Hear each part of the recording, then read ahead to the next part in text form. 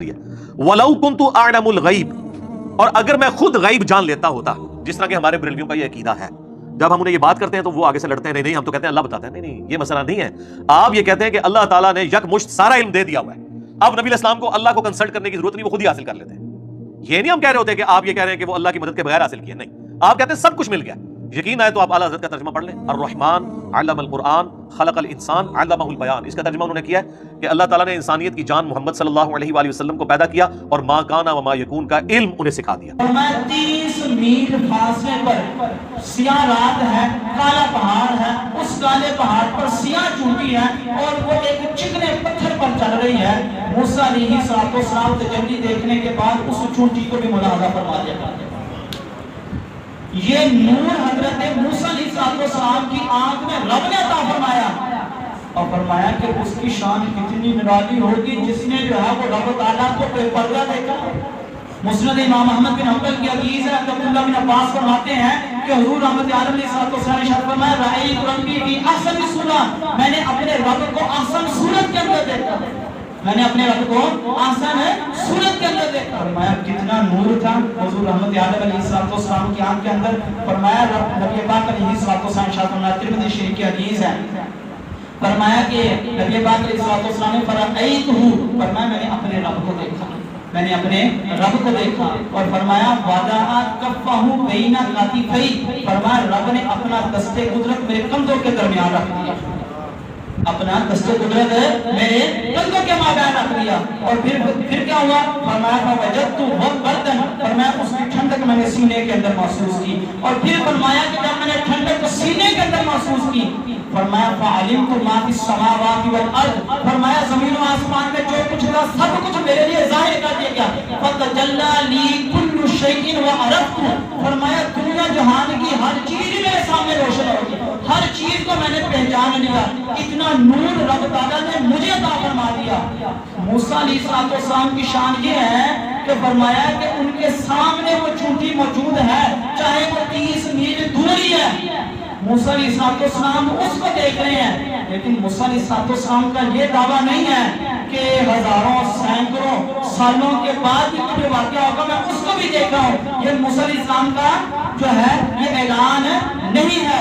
لیکن حضور رحمت عالم علیہ السلام کا اعلان یہ ہے، فرمایا قرب قیامت ہوگی، قرب قیامت میں دجال نکلے گا، فرمایا اس دجال کے مقابلے کے لیے میرے غلام نکلیں گے، اس دجال کے مقابلے کے لیے میرے غلام نکلیں گے۔ ابھی 14 صدیاں گزری ہیں، ابھی قیامت آئی نہیں ہے، نہ ہی دجال آیا ہے، لیکن حضور 14 صدیوں سے پہلے جو ہے وہ اس معاملے کو دیکھ رہے ہیں۔ ابھی جو ہے وہ دجال آیا نہیں، لیکن حضور اس سے بعد کی بھی خبریں دیکھ رہے ہیں۔ فرمایا کہ وہ دجال آئے گا قرب قیامت میں، فرمایا کہ اس کے مقابلے میں میرے غلام نکلیں گے۔ فرمایا انی لعارف اسماءہم، وہ جہاد کرنے والے غلاموں کے میں ناموں کو جانتا ہوں، جہاد کرنے والے غلاموں کے میں ناموں کو جانتا ہوں۔ ادھر ہی بات ختم نہیں، فرمایا وہ اسماء آبائہم، فرمایا ان کے باپوں کے ناموں کو بھی جانتا ہوں۔ اور پھر ادھر ہی بات ختم نہیں کی، فرمایا انی لعارف قبائلہم، فرمایا میں ان کے قبیلوں کو بھی جانتا ہوں، کس کس قبیلے سے تعلق رکھیں گے۔ ادھر ہی بات ختم نہ کی، فرمایا کہ انی لعارف الوان خیولہم، فرمایا جس گھوڑوں پر جن گھوڑوں پر وہ بیٹھے ہوئے ہوں گے، فرمایا ان گھوڑوں کے رنگوں کو بھی میں آج بیٹھا ہوا یہاں ملاحظہ کرتا ہوں، آج بیٹھا ہوا ملاحظہ کرتا ہوں۔ کون حضور کی شان کو جو ہے وہ توڑ سکتا ہے؟ کون حضور کی جو ہے وہ آنکھوں کی بصارت کو جانچ سکتا ہے؟ کون حضور کے علم کو نام سکتا ہے؟ اللہ اکبر، اللہ اکبر۔ یہ شان رب نے اپنے محبوب کو عطا فرمائی، اپنے محبوب کو۔ اور ایک اور حدیث مبارکہ، آخری حدیث مبارکہ بخاری شریف مسلم شریف کی حدیث ہے، حضرت عمر فاروق اعظم فرماتے ہیں، فرمایا حضور رحمت عالم علیہ السلام کے علم پر بعض لوگوں نے یا منافقین نے اعتراض کیا۔ نبی پاک علیہ السلام منبر پر تشریف فرما ہوئے، فاخبرنا بدء الخلق، حضور نے ابتداء خلق سے بشارتیں شروع کی، خبریں دینا شروع کی۔ فرمایا کہاں تک خبریں دی؟ حتی دخل اہل الجنت منازلہم، فرمایا اہل جنت جنتوں میں پہنچ گئے۔ فرمایا حتی دخل اہل النار منازلہم، فرمایا اہل جہنم جہنم کے اندر چلے گئے۔ فرمایا हुजूर रहमत आलम अलैहिस्सलाम ने हमें सब कुछ बता दिया। फरमाया हम में से बड़ा आलिम वो था जिसने हुजूर की बातों को ज्यादा याद रखा। फरमाया वो बड़ा आलिम था, हुजूर रहमत आलम अलैहिस्सलाम ने हर चीज की खबर अता फरमाई।